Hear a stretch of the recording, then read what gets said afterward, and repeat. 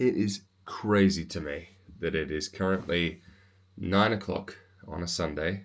Shocker again. I've talked about how I sort of don't film these on the actual Saturdays. I kind of take a day off vlogging. Um, I return to work tomorrow after 2 weeks since last year. um, and it's just mind blowing how time flies. It really is just shocking how time is flying at the moment. There's so much I wanted to do. So much I wanted to do. One of the things I wanted to do was clean my office, and you can see just from the mess on my desk that did not happen.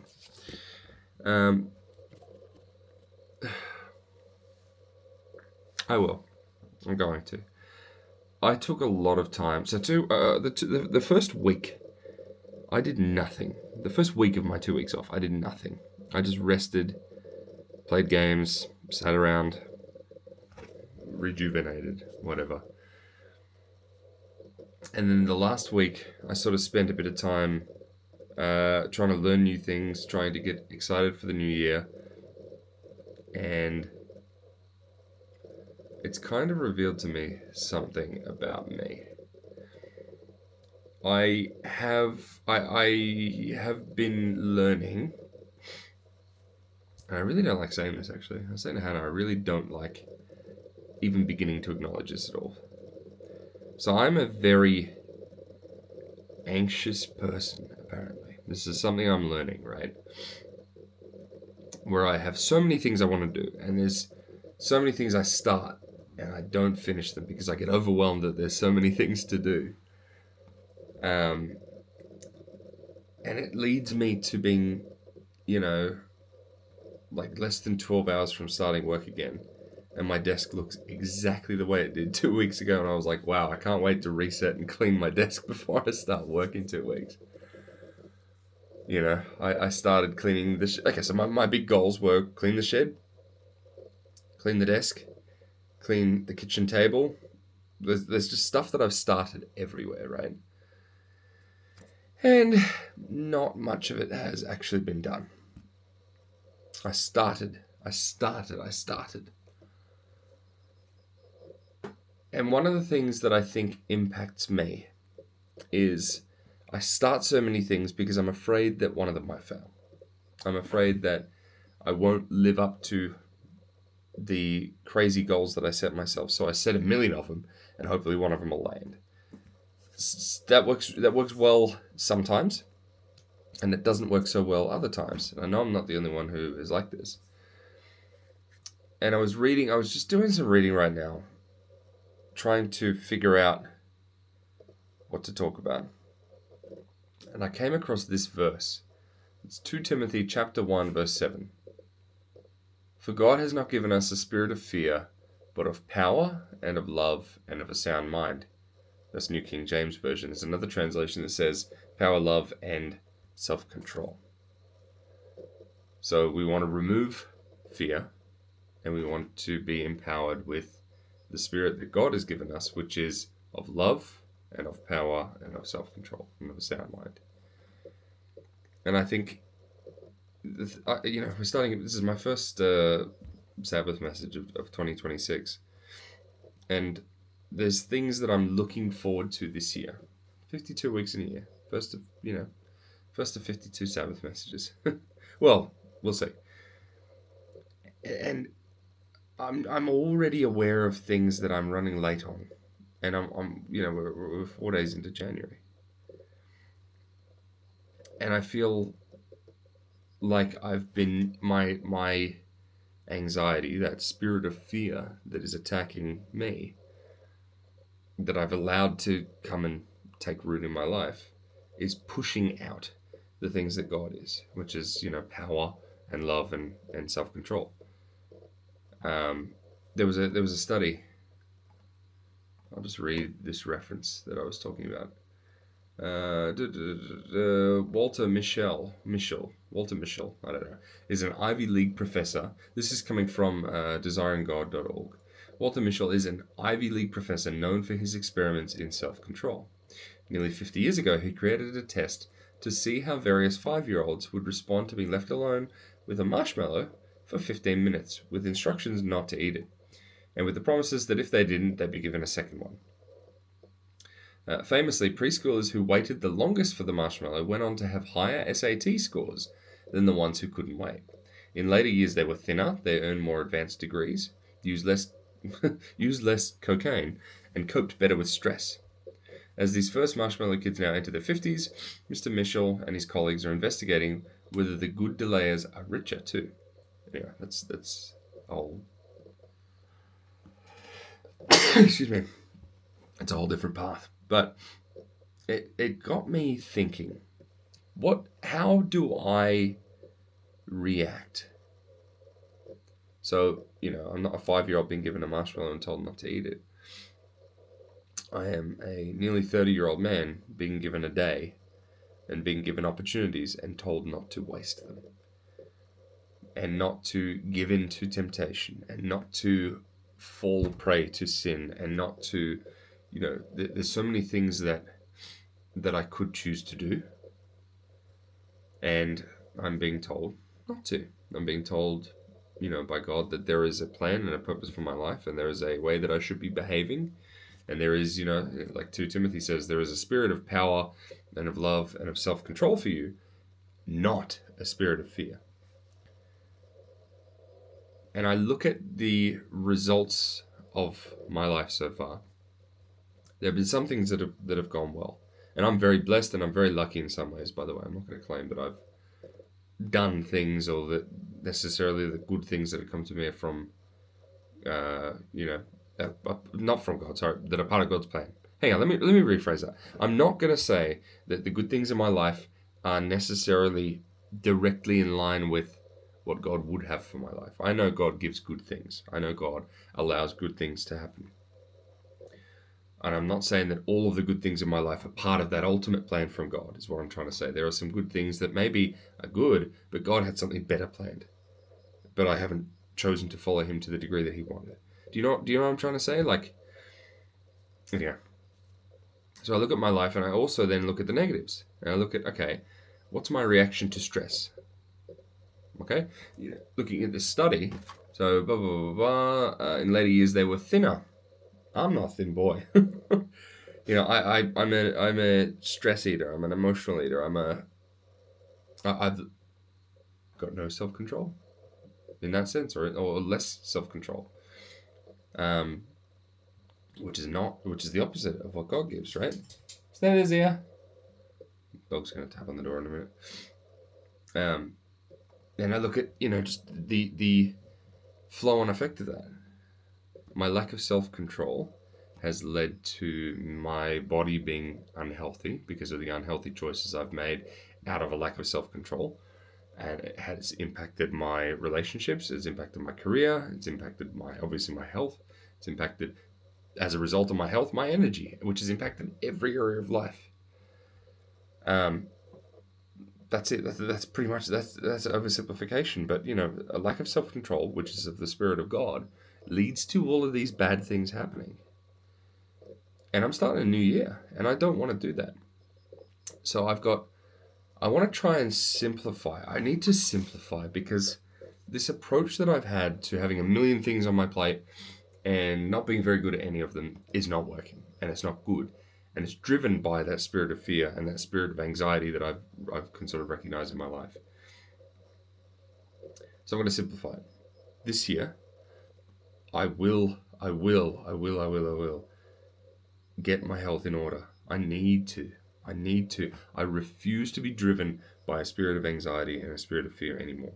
I refuse to be driven by a lack of self-control because the Spirit, God's Spirit, grants self-control. So I know, and actually later on in this article, it goes, True, this is a quote. True self-control is not about bringing ourselves under our own control, but under the power of Christ. Now I know, still a bit unwell. I know that what God has for my life is not, physically, is not this. God doesn't want me to be unhealthy. God doesn't want me to be overweight. God doesn't want me to be sick and struggling with energy. And that's not what God, who loves me, has plan for my life. My favorite verse. Hang on. My favorite verse in the Bible. I'm going to get the New King James translation. This is a popular verse, Jeremiah 29:11. For I know the thoughts that I think towards you, says the Lord. Thoughts of peace and not evil, to give you a future and a hope. Peace, not evil. Peace, not anxiety. Self-control, not fear. And to give you a future and a hope. This health that I've created in my life is not going to give me fear. Sorry. Not going to give me a future. The reality is, right, the degree to which I have let my body and let my health go is going to impact my life expectancy. That's a blunt truth. That is not giving a hope and a future.